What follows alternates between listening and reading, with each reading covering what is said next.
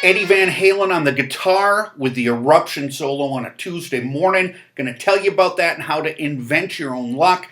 Distance learning with Philly. How are you doing? So you hear something like that and it's crazy nowadays. When we first heard it, it blew our minds because literally no one had ever heard anything like that. That was two hands, one guitar, making notes and sounds literally no one had ever heard before. And I'll tell you why. It's because of Eddie Van Halen, not a big, greasy, long-haired guitar player. Well, yes, he was, but he was also an incredibly gifted musician.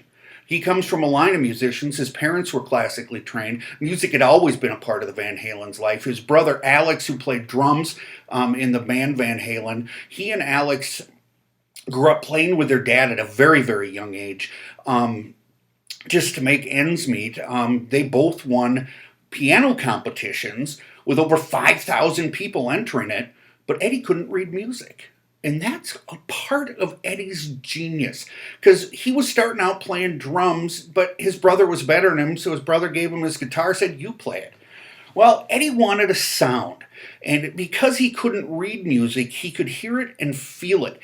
And he says, and I don't know if this is true, that he was at a zoo and he saw a monkey banging on a guitar on the fret, and he thought, God, how do I make that noise? So Eddie had this feeling, that this sound that he wanted to hear. He started taking guitars apart. He thought, well, I like this, I can't get this. He started learning how to solder, and he would solder them wrong, but he liked it. He would dig out guitars, he'd router out a bigger spot. In the end, he had what he called the Frankencaster. It was a Stratocaster guitar that he developed into something else. It had a pickup from one kind of guitar and this and the other, and it was very interesting.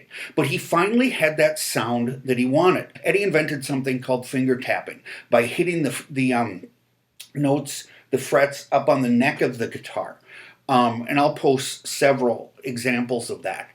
But he finally got that sound. Now, speed comes with heavy rock and roll. Speed, play it as fast as you can.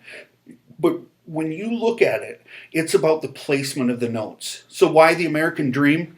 Kid that comes to America, doesn't speak the language, learns how to speak the language. Music in his life, his whole time, has a vision, has a feel of what he wants, and he's able to create that. He invented it.